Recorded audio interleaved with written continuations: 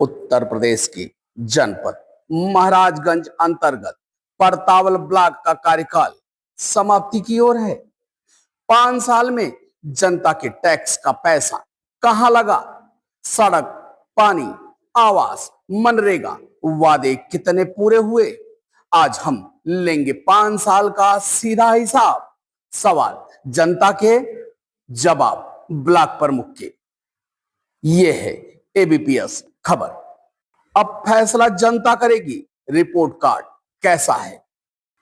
Interview खत्म हुआ लेकिन सवाल खत्म नहीं हुए। एबीपीएस न्यूज का ये सब सेपरेट बना दिए हैं।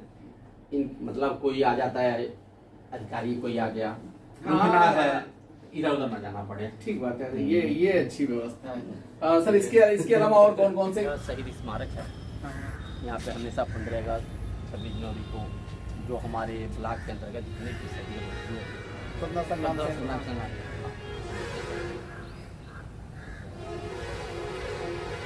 क्या कहा जाए क्या था, लेकिन इसको अपने ढंग से हम लोग बनाए।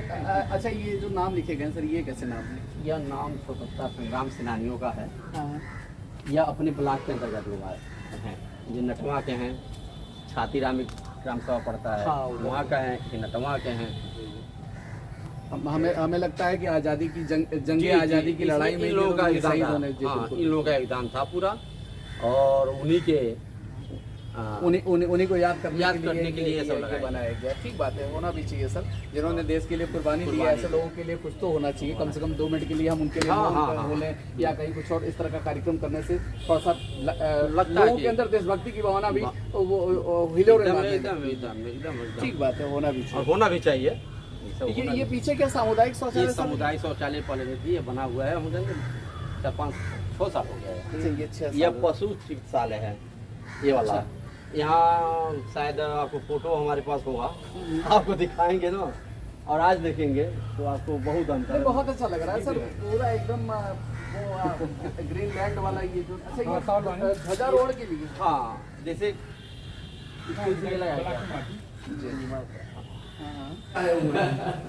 लग रहा है कि भाई किसी हम वो कह सकते हैं बड़े अधिकारी के चैम्बर में या कहीं किसी बड़े नेता के चैम्बर में बैठे हो।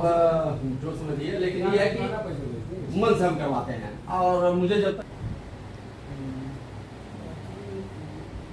नो डाउट अच्छा लगा सुन के। अच्छा लगा, हाँ, सुन के भी अच्छा लगा। इसी सुनने के लिए तो ये सब बनवाए हम कि आप लोग इसकी। नमस्कार, मैं हूं राजीव चतुर्वेदी और इस समय जनपद महाराजगंज की परतावल ब्लॉक में यहाँ ब्लॉक प्रमुख कक्ष में बैठा हूं। आज हमारे साथ आनंद शंकर वर्मा जी हैं, जो इस समय परतावल ब्लॉक के ब्लॉक प्रमुख हैं। आज हम सर से जानने की कोशिश करेंगे। एक्चुअली हमारे वहां एक कार्यक्रम चल रहा है, गांव की खबरें, शहरों पर भी नजरें, गांव की कहानी प्रधानों और जनप्रतिनिधियों की जुबानी। इसी कार्यक्रम के तहत आज हमारा काफिला ब्लॉक परतावल में पहुंच चुका है। पहले तो प्रमुख जी, आपका बहुत बहुत स्वागत है। आपको भी बहुत बहुत धन्यवाद। सर, लगभग आपका ये 5 साल का कार्यकाल पूरा होने जा रहा है, पूरा होने ही वाला है। सर, अभी तक की आपकी क्या उपलब्धियां रही, हम चाहते हैं हमारे दर्शकों को एक बार आप जरूर बताएं।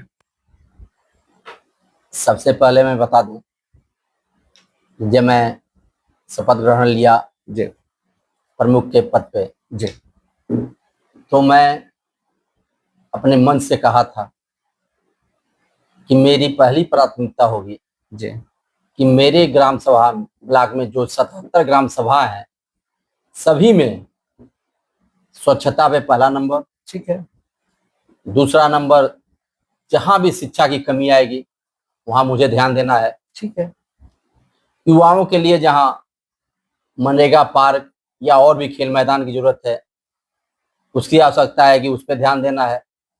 तो मुझे महसूस हो रहा है कि मैंने अपना लगभग सभी काम पूर्ण कर दिया है। सर, चुनाव के समय जो आपने 5 वादे किए थे लगभग जनता से, उनमें से कौन कौन से पूरे हो गए और कौन से वादे आपके अधूरे रहे? अगर अधूरे रह भी गए तो वो कौन से कारण थे जिनके नाते वो अधूरे रह गए? देखिए, अधूरे की कहानी तो मुझे नहीं दिखाई दे रही है जी। सबसे पहले मैं दलित बस्तियों को देखा, खुद जा जाके वहां पे सर्वे किया। ठीक है। जहां पे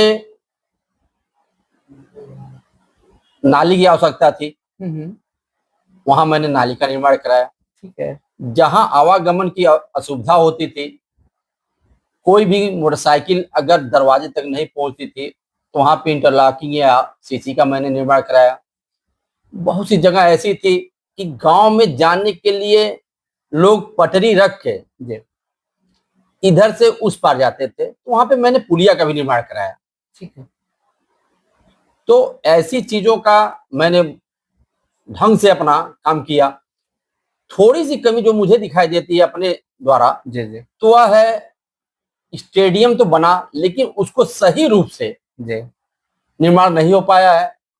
और मेरा पहला प्राथमिकता अगर मैं पुनः होता हूं, तो पहली प्राथमिकता इस ब्लॉक के अंदर 2 स्टेडियम को देना होगा, जिससे युवाओं को खेलने की और युवा वृद्धा लोगों की टहलने की इसकी सुविधा मिल जाए। सर ब्लॉक को अगर हम बात करें तो ब्लॉक को सरकार से कुल कितना फंड मिला अभी तक और कितना खर्च हुआ, कौन कौन सी योजना अभी भी कुछ अधूरी रह गई, कुछ जहन में हो तो? जेहन में तो सबसे बड़ा काम जो हुआ हो ब्लॉक की तरफ से? ब्लॉक से तरफ से देखिए, मैं बता दूं कि हमारे जो ग्राम सभा है, 77 ग्राम सभा आता है हमारे ब्लॉक के अंतर्गत जी। तो मैंने किसी भी गांव को, ऐसा कोई गांव नहीं है जिसको मैंने टच न किया हो, जिसमें सीसी भी हो सकती है, नाली निर्माण भी हो सकता है, कृषि भवन का भी निर्माण हुआ है, पुल का भी निर्माण हुआ है। उसमें जहां आवश्यकता पड़ी पार्क की, वहां भी पार्क की पूरा किया गया है। तो मुझे नहीं लगता है कि मैं किसी एक चीज को मैं इंगित करूं आपके सामने। ठीक बात है। सर अगर हम बात करें पीएम आवास, मनरेगा, सड़क, स्वास्थ्य, इनमें से कौन सी योजनाओं को आपने सबसे ज्यादा अमली जामा पहनाने की कोशिश करी है? सबसे ज्यादा काम किस योजना पे हुआ है? सबसे पहले तो मैं गरीबों को छत दिलवाने का काम किया। ठीक है। क्योंकि मैं जानता हूं किसी भी गरीब को अगर रहने के लिए छत नहीं है, तो मैं और मेरी सरकार की योजनाएं अधूरी रह जाएंगी। बिल्कुल ठीक बात है। सर आपके कार्यकाल में भ्रष्टाचार के आरोप कितने लगे, उन पे कौन कौन सी कार्रवाई हुई? जहां तक मुझे जानकारी है, आप पत्रकार बंधु हैं जी, आप जानकारी ले भी सकते हैं, मेरे ब्लॉग में किसी के ऊपर भ्रष्टाचार का आरोप लगा ही नहीं। ठीक बात है, ये अच्छी बात है। सर परतावल की वो कौन सी 3 ग्राम सभाएं रही जो सबसे ज्यादा विकसित रही, और कौन सी वो 3 रही जो पिछड़ गई इस विकास की दौड़ में? जहां तक मुझे जानकारी है, सिमरा चंद्रौली एक गांव है जी, महुआ महुई है, सोनकटिया है, बढ़ारा गंजन है जी। ऐसे बहुत से गांव है जहां मैं पहले भी कह चुका हूं कि हम लोग किसी गांव को अपने द्वारा छोड़े नहीं है, लेकिन जो आप सुनना चाहते हैं 5-10 गांव तो हमारे 77 अपने ही हैं जी, लेकिन ऐसे बहुत से जो नाम गिनाए हैं जी, सब गांव विकसित हुआ है। सर सड़क, पानी, बिजली, स्वास्थ्य, इनमें सबसे ज्यादा जनता को राहत कौन सी योजना में मिली? मुझे जहां तक लगता है कि नाली की परेशानियां थी जी। जब गांव में हम लोग भ्रमण करते हैं तो जो मैंने अपनी आंखों से देखा जी जी, मकान आपका इधर है, उसके आगे नाली बह रही है, नाली जो पानी निकल रहा है, पानी निकलने का रास्ता नहीं था, तो लोग अपने घर के सामने 10-10 ईंट, 12-12 ईंट रखते थे, उसको उस पे पैर रख के सड़क पे जाते थे। ये मुझे कहीं न कचोटा जी, और मन में एक एम बना लिए, लक्ष्य बना लिए कि जहां भी ऐसी चीजें दिखाई देगी उसको मैं पूरा करूंगा, और मैंने पूरा 100 में 100% किया जहां तक मेरी नजर पहुंची। सर अगर युवाओं की बात हो रही है और महिलाओं की बात ना हो तो मुझे लगता है कि बात अधूरी रह जाएगी। आपके इस कार्यकाल में युवाओं को और महिलाओं को कौन क्या क्या सुविधाएं अभी तक मिली ब्लॉक की तरफ से? सबसे पहले मैं महिलाओं के ही बारे में बता दूं जी, कि ब्लॉक के द्वारा समूह का जो निर्माण हुआ है, ठीक है, मुझे लगता है कि हर गांव में, हर ग्राम सभा में जी, कम से कम 20-25 महिलाएं तो समूह से निकल गई। ठीक है। दूसरा रूप हम लोगों ने मेड बना के दिया। जो मनरेगा का काम होता है, जो ग्राम पंचायतों में उसमें एक योजना सरकार ने बनाई है कि अगर कहीं लेबर 19 से कम रखते हैं, 20 से कम रहते हैं, तो वहां पे एक महिला मेट नियुक्त हो जाएगी। ठीक है। तो एक बढ़िया योजना मिल गई महिलाओं के लिए, और इसमें महिलाओं को संतुष्ट पूरी की पूरी तरह है, क्योंकि हमेशा हमारे संपर्क में लोग रहती हैं, हमेशा बात करती हैं कि प्रमुख जी हम लोग संतुष्ट। सर अगर आप अभी आपने कहा कि महिलाओं को सबको संतुष्टि वगैरह मिल गई, बात आती है आरआरसी सेंटरों की, कूड़ा निदान केंद्र की। हमें लगता है कि जो ग्राम सभाओं स्तर पे वो आरआरसी सेंटर बन रहे हैं, अगर वो न्याय पंचायत वाइज बन जाए और वो गाड़ियां जो खरीदी जा रही हैं, जो व्हीकल खरीदी जा रही है ग्राम सभाओं में, उनकी जगह कोई नगर निगम में जैसी बड़ी वाली गाड़ियां रहती वैसी हो जाती, तो हमें लगता है व्यवस्था और भी चाक चौबंद होती। एकदम एकदम सही बात है। अब देखिए सरकार धीरे धीरे जी इस पे सब काम करना शुरू कर दी है। दिशा की जब मीटिंग होती है जिला पे, तो हम लोगों की यह योजनाएं आती हैं, और इस पे सरकारी जितने भी हैं, डीएम साहब हैं, सीडीओ साहब हैं, एडीओ साहब, सभी लोग इस पे ध्यान देते हैं, और यह आगे चल के इस तरह की सुविधाएं आपको जल्द से जल्द मिलने जाएंगी। सर अगर आपको 6 महीने का कार्यकाल और दे दिया जाए, तो परतावल की जनता के लिए आप सबसे पहले कौन से 3 काम करने चाहेंगे? सबसे पहले मैं ज्यादा से ज्यादा युवाओं के लिए खेल मैदान के लिए व्यवस्था करूंगा। ठीक है।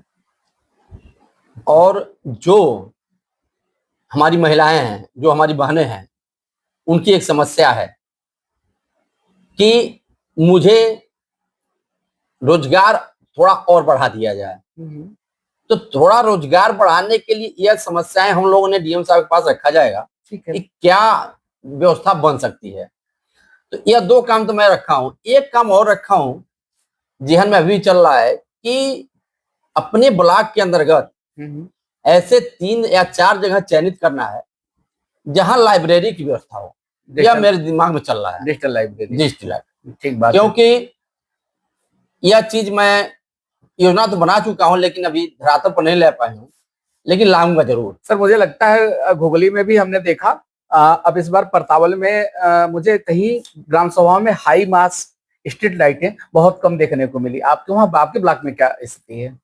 सारी मैंने लाइट का काम नहीं किया है। जी जी।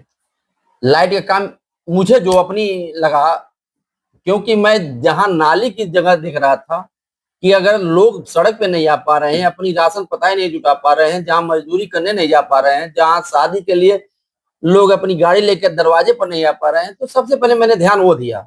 ठीक बात है कि सीसी और इंटरलॉकिंग अपनी गाड़ी, जो बेटी बहन हमारी गाड़ी पे बैठ के घर से विदाई होनी चाहिए, वह 150 कदम 200 कदम दूर जाके पैदल तब गाड़ी में बैठ रही, यह कहीं ना कहीं हमको कचोटता था। बिल्कुल। तो यह चीज मैंने ध्यान दिया, और ध्यान देने के साथ मैंने किया भी। ठीक बात है। और वहां से सबसे पहले मैं सीसी और इंटरलॉकिंग रोड का ही निर्माण कराया, नाली का निर्माण कराया। ठीक है। जहां आवागमन में असुविधा होती थी, लोग पटरी कुछ लगा के इस पार से उस पार जाते, तो वहां पुलिया का निर्माण कराया। यही मेरी सबसे ज्यादा, मैंने कहीं भी लाइट का काम 1 पैसे का अभी तक नहीं कराया। सर मनरेगा का जिक्र हो रहा था, मनरेगा के क्रम में जो एक सवाल बार बार जहन में आता है कि वो जो 252-53 रुपए, अब तो मनरेगा ना कहिए, अब तो बीबीजी राम जी योजना हो गई, और बीबीजी राम जी योजना के तब तो 300 शायद 325 325 रुपए हो गए।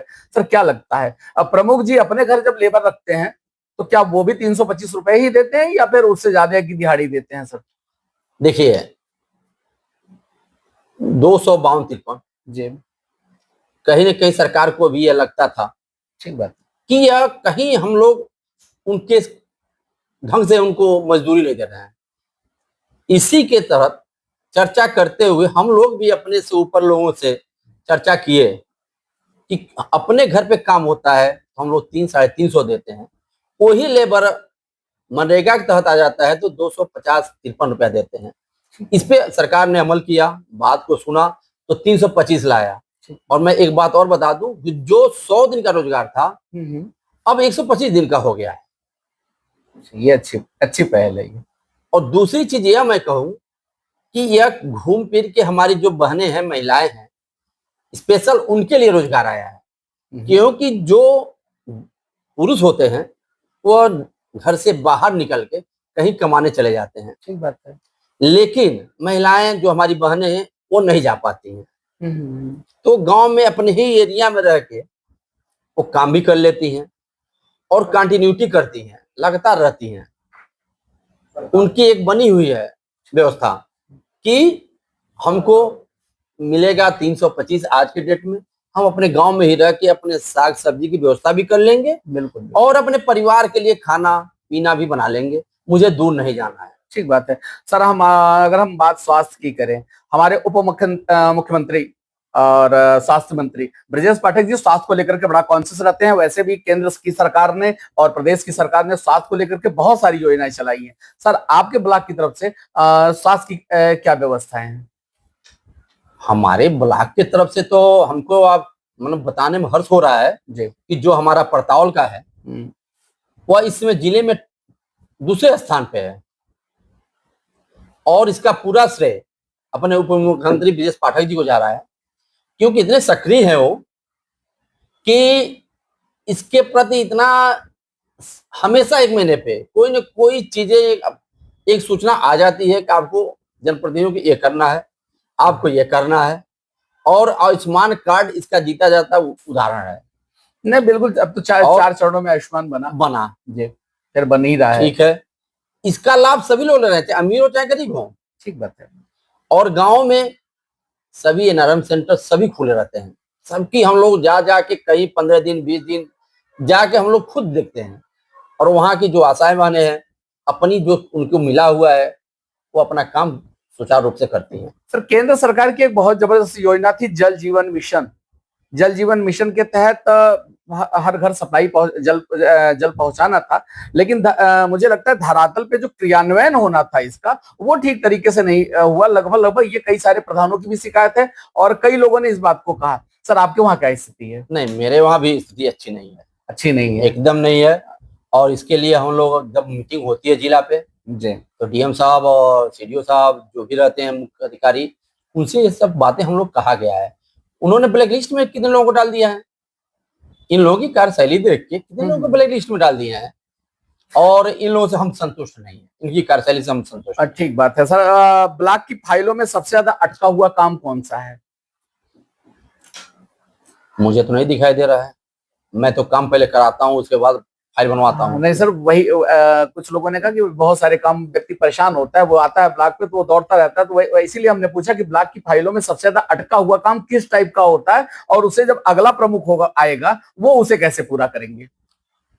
अगला प्रमुख के बारे में तो नहीं, लेकिन अपने बारे में जितनी जानकारियां हैं जी, हमको नहीं लगता है कि मैं अपने सचिव को, अपने बीडीओ को, अपने एडीओ समाज जो शादी विवाह सबको हम लोग कहीं हम लोग बैठ के बातें होती रहती है, 15 दिन में चर्चाएं होती रहती हैं कि हम लोग चुन के आए हैं, वही जनता चुन के भेजी है। आपको सरकार बैठाई है, उसी जनता के लिए बैठाई है, तो आपको केवल उन लोगों के लिए ही काम करना है। तो मुझे नहीं लगता है कहीं से कोई असुविधा होती है किसी भी जनता को। हाँ, बिल्कुल ठीक बात है। सर, आपके कार्यकाल में पत्रकारों से कैसा रिश्ता रहा? क्या कभी ऐसा भी हुआ कि कभी किसी पत्रकार को जिस पत्रकार ने आपके खिलाफ खबर लगाई या आपके ब्लॉक के खिलाफ खबर लगाई, उनके साथ आपका रिश्ता कैसा रहा? अभी तक तो ये सुनने को नहीं मिला, ना देखने को मिला। देखिए, आपको भी कहीं ना कहीं पत्रकार बंधुओं को भी डर है कि हम गलत ना लिखें। ठीक बात है। और जब हम गलत नहीं करेंगे तो कोई भी पत्रकार, चाहे कोई भी व्यक्ति, चाहे कोई भी जनप्रतिनिधि हो, चाहे कोई हो, अंगुली नहीं उठाएगा। बात समझ रहे हैं ना? तो ऐसी मौका हम देने के लिए मतलब कहीं उन लोगों को मौका ही नहीं दिए। और मेरा कोई भी काम आप अगर हैं तो आप पूरे ग्राम सभा में घूम के देख लीजिए, जितने भी 77 ग्राम सभा हैं, कि काम हमने करवा के ही उसको किया है और ढंग से किया है। ठीक बात है। सर, एक और सवाल हम लेते हैं।